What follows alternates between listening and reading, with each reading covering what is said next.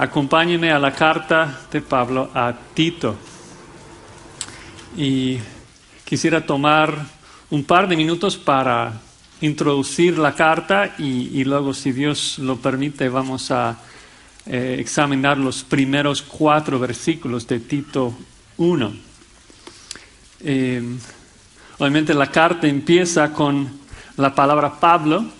Entonces, como introducción, vamos a ver un poco la vida de Pablo. Es un personaje que conocemos bien, creo que la mayoría de nosotros le conocemos. Nacido en Tarso, un judío muy devoto, fue instruido a los pies del gran fariseo Gamaliel. Y Pablo, en aquel entonces, que se llamaba Saulo de Tarso, realmente fue criado en un ambiente muy privilegiado para un judío, muy celoso por su religión, y por eso Saulo avanzó rápidamente en su religión del judaísmo. Y eso significa que debía proteger al judaísmo a todo costo, de cualquier amenaza. Y la amenaza más fuerte de su época, de acuerdo con él en aquel entonces, fue unos seguidores de un supuesto Mesías que se llamaba Jesús. Y al parecer Saulo se había levantado precisamente para esto. Él tenía más o menos la misma edad que Jesús, es decir, de que Saulo estaba en sus mejores años cuando Jesús fue crucificado. Era un experto en la ley, armado con toda la teología judaica para confrontar y refutar a este cristianismo. Y estaba obviamente persiguiendo a la iglesia fuertemente. Y luego ocurre lo inimaginable, lo inconcebible, de que va rumbo a Damasco y Cristo resucitado le aparece y le llama al ministerio. Y de hecho le envía a predicar las buenas nuevas a los gentiles, que a primera vista como que suena un poco raro. ¿Por qué llamar a un judío tan devoto que sabe tanto de la ley para ir a ministrar a los gentiles? ¿Por qué no llamaron Lucas o incluso Tito, un gentil, para alcanzar a los gentiles? Lo interesante es que en la sabiduría de Dios, tal vez la amenaza más fuerte que la iglesia primitiva enfrentaba en el primer siglo fue un ataque de los judaizantes, los judíos que quisieran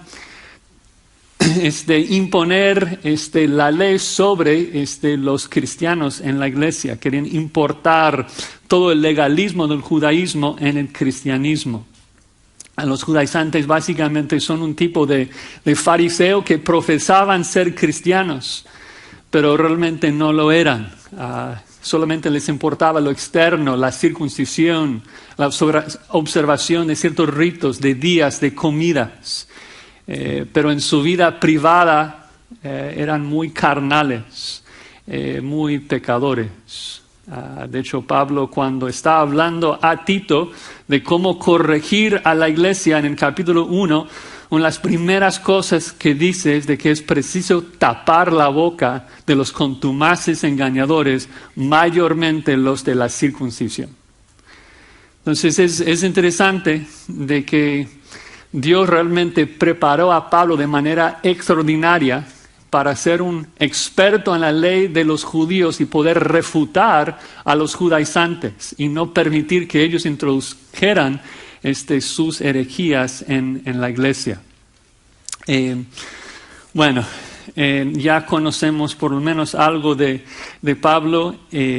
Vamos a entrar ahora a leer el texto y si quieren tomar un bosquejo de lo que vamos a ver en esta noche, vamos a ver 4 aspectos del ministerio de Pablo que nos van a ayudar a llevar a cabo nuestro ministerio. Primero veremos en la vida de Pablo su llamado, luego su ministerio, su mensaje y su deseo. Su llamado, su ministerio, su mensaje y su deseo. Vamos a leer los primeros 4 versículos solamente. Dice así la palabra de Dios.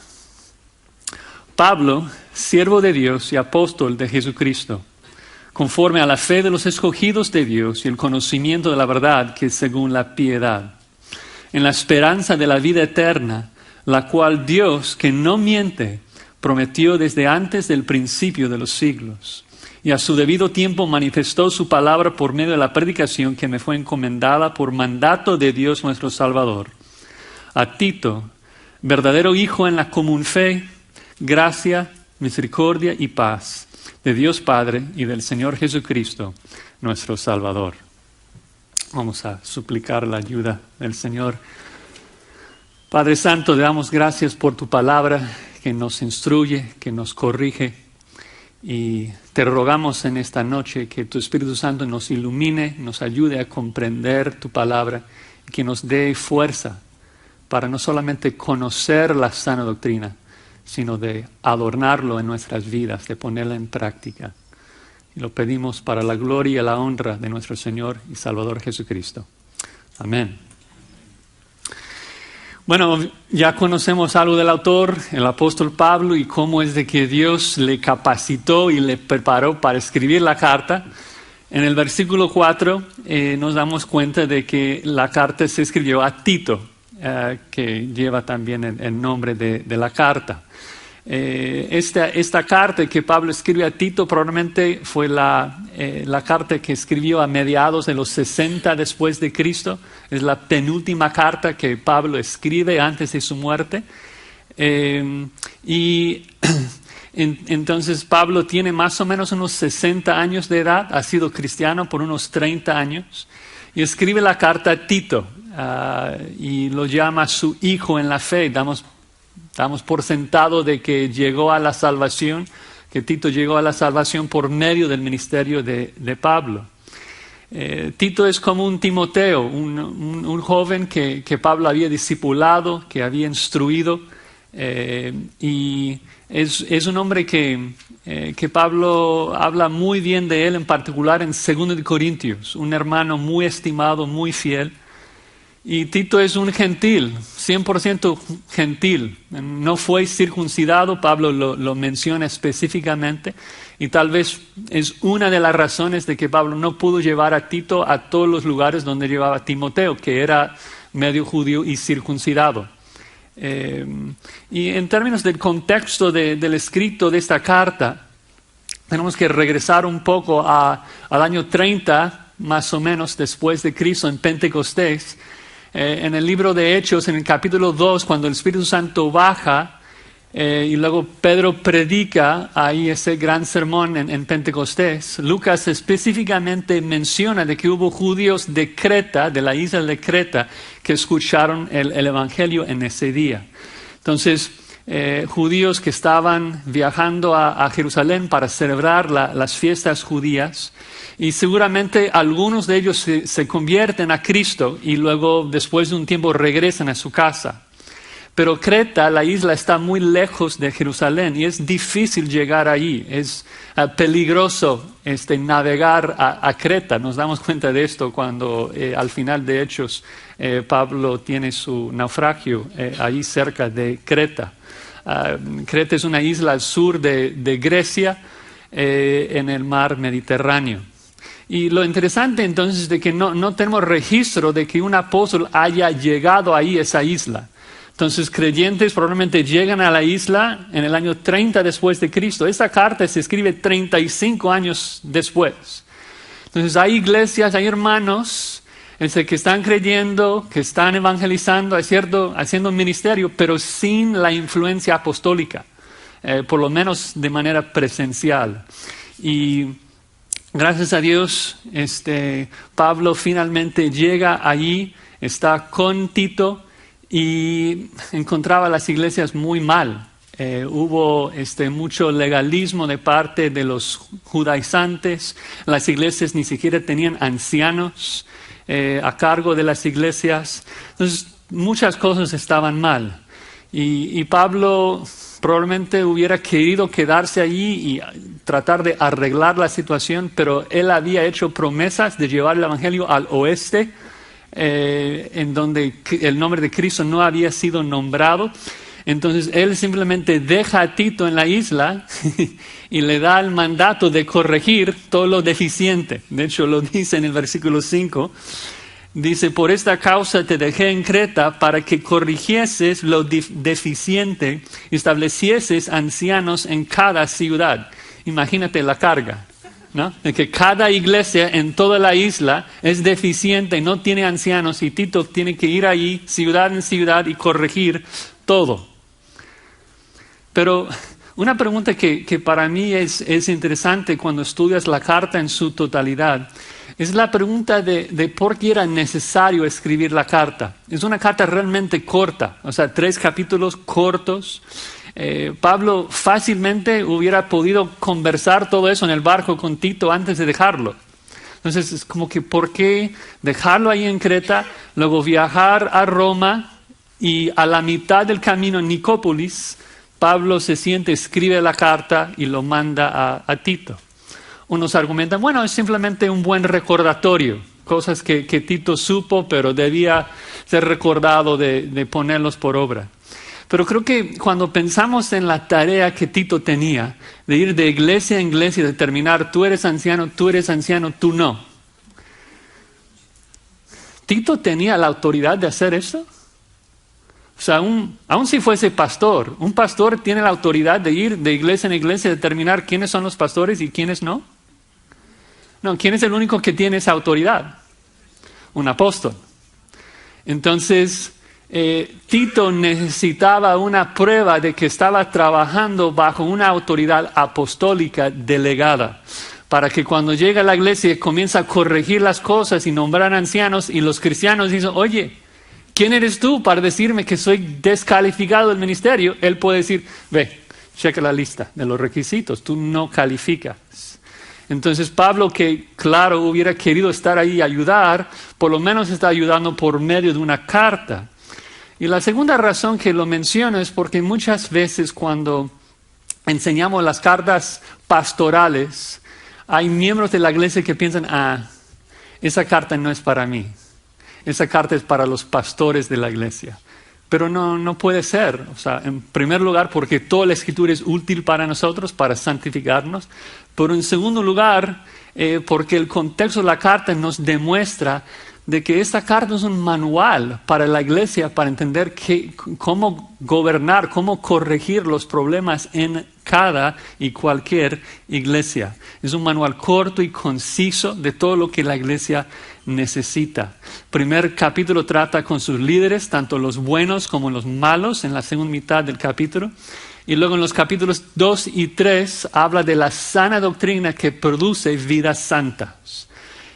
Así que con todo esa introducción, ahora finalmente vamos a entrar en el contenido de la carta en Tito 1:1. En primer lugar vamos a ver el llamado de Pablo. Obviamente ya hemos hablado bastante de Pablo, entonces este punto va a ser más breve, pero él habla de 2 oficios que él tiene, se describe con 2 títulos.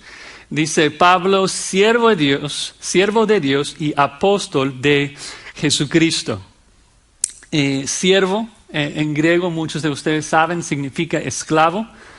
Pablo dice, soy esclavo de Dios. Indica que Pablo pertenece a Dios, de que obedece a Dios. Y esto habla de la humildad de Pablo, de que no pretendía ser un personaje importante, se consideraba un esclavo de Dios, un siervo que debía obedecer a su Dios.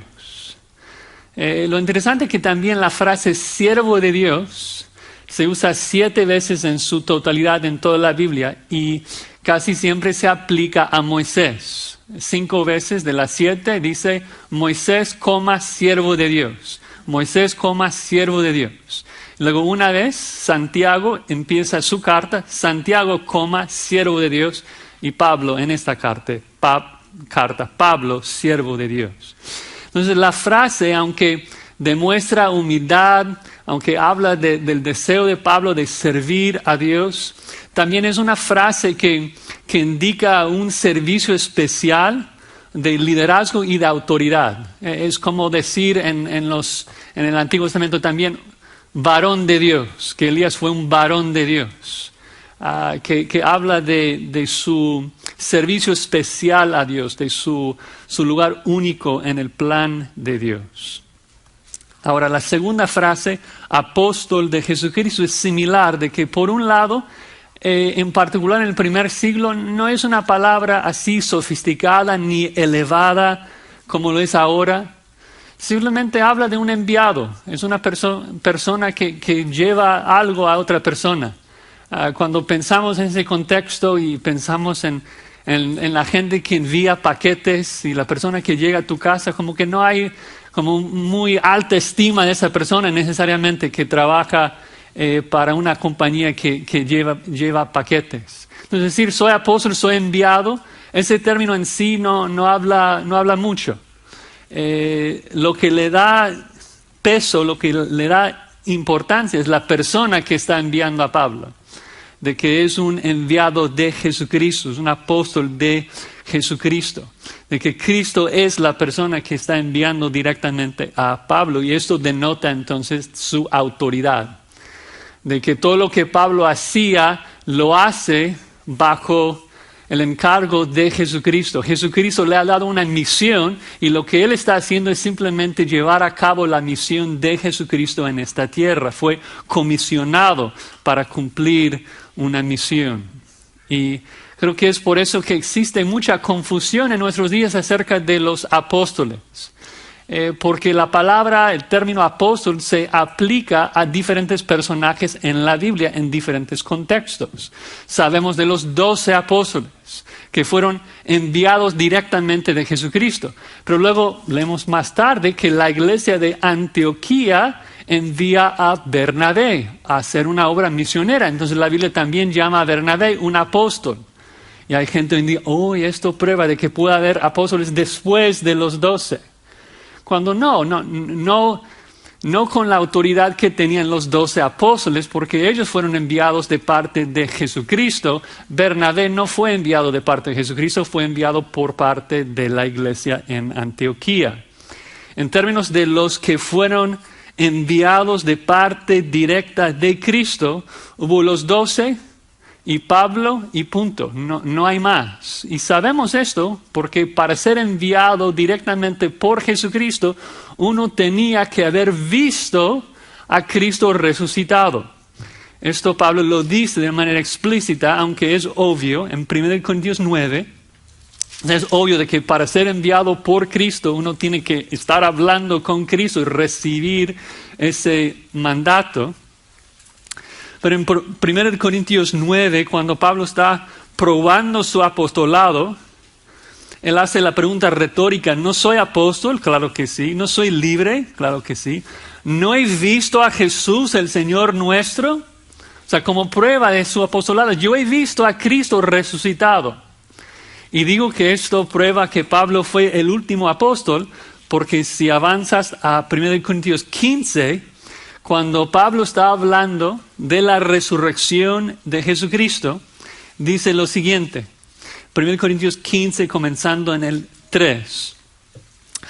Porque primeramente os he enseñado lo que asimismo recibí, que Cristo murió por nuestros pecados conforme a las Escrituras, que fue sepultado, que resucitó al tercer día conforme a las Escrituras, y que apareció a Cefas, después a los 12. Después apareció a más de 500 hermanos a la vez, de los cuales muchos viven aún y otros ya duermen. Después apareció a Jacobo, después a todos los apóstoles, y al último de todos, como un abortivo, me apareció a mí. Entonces, si Pablo fue el último que vio a Jesucristo resucitado, es el último que pudo ser comisionado directamente por parte de Jesucristo, el último apóstol con la misma autoridad de los apóstoles.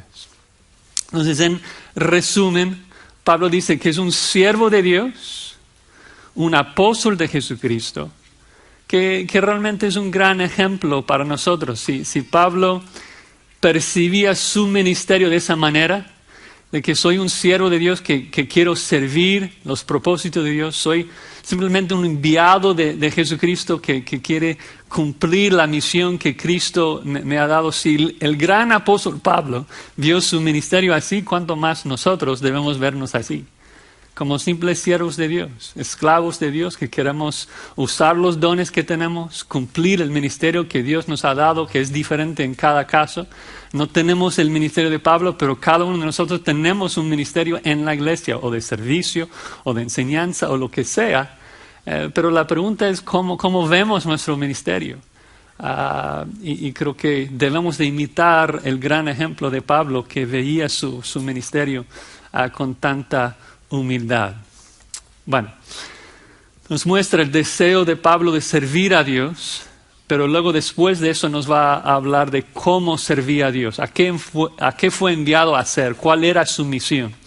Y nos explica su ministerio y solamente subraya dos cosas. Final del versículo 1 dice de que Pablo enfatizaba dos aspectos de su ministerio, la evangelización y la edificación. Dice, en primer lugar, sobre la evangelización, de que él fue enviado, es apóstol conforme a la fe de los escogidos de Dios. Entonces, en la mente de Pablo fue enviado conforme o para, tal vez más literalmente, para la fe de los escogidos. Es una frase muy breve, muy corta, pero muy impregnada de significado, porque detalla la filosofía de evangelismo de Pablo. Todo lo que Pablo hacía, lo hacía para que los escogidos de Dios pudieran llegar a tener fe en Cristo. Pablo fue enviado por Cristo para la fe de los escogidos de Dios. Y esto lo leemos en varias partes. Tal vez es más explícito si regresan a 2 Timoteo, capítulo 2, versículo 10. 2 Timoteo 2, 10. Pablo dice lo siguiente, hablando también de su ministerio. Por tanto, todo lo soporto por amor a ¿quiénes? Por amor de los escogidos. ¿Para qué? Para que ellos también obtengan la salvación que es en Cristo Jesús con gloria eterna. La misión de Pablo era para que los escogidos pudieran creer en Cristo. Algunos ven eso casi como una contradicción, que Pablo veía su misión era evangelizar a los escogidos, como que, pero si ya son escogidos, ¿para qué hay que evangelizarlo? Bueno, si pensamos así, estamos pensando muy mal de la doctrina de la elección. La Biblia habla muchísimo de la elección, Romanos 9, Efesios 1, tantos pasajes que nos hablan de que antes de la fundación del mundo, Dios decidió salvar a ciertos individuos y regalar a esos individuos a su Hijo como una esposa. La elección de Dios en la eternidad pasada no se basaba en el mérito humano, no se basaba en las obras del individuo ni en la fe que ellos iban a tener. La elección de Dios se basaba en el amor de Dios. La Biblia es explícita una y otra vez. Efesios 1 dice, en amor habiéndonos predestinado. Continúa y dice que lo hizo por el puro afecto, el puro amor de su voluntad. Y esto es muy importante porque informa nuestro evangelismo, de que Dios ya ha determinado salvar a los suyos. En Juan 17, Jesucristo está orando al Padre y Cristo nos habla de que está haciendo intercesión, de que se está santificando, se está sacrificando por los que el Padre les había dado. Dios los escogió, Dios los regaló, los dio al Hijo. Entonces necesariamente serán salvos. Pero el medio que Dios determinó llevar a cabo su salvación es por medio de la fe que Él regala a sus hijos. Y el punto es este: no todos los escogidos de Dios han creído todavía. Existen escogidos en este mundo que todavía no han llegado a tener fe en Cristo. Y debemos pensar así como Pablo pensaba. Hay escogidos de Dios acá en nuestra ciudad, en Los Ángeles, que todavía no han escuchado las buenas nuevas del Evangelio. tenemos familiares, tenemos vecinos que han sido escogidos desde antes de la fundación del mundo y el Evangelio es poder para salvarlos, solamente necesitan escuchar, porque la fe viene por el oír. Y eso es lo que nos insta a evangelizar. Debemos alcanzarlos, debemos darles las buenas nuevas, sabiendo de que cuando el escogido de Dios escucha el Evangelio de Dios, necesariamente será salvo. Tarde o temprano, tal vez no en ese momento. Tal vez en ese momento va a reaccionar mal, va a cerrar la puerta. Pero el escogido de Dios necesariamente será salvo cuando escucha el Evangelio. Y esto era la misión y el ministerio de Pablo, esforzarse para la fe de esos escogidos. Por eso predicaba con tantas ganas, porque supo que el Evangelio iba a salvarlos.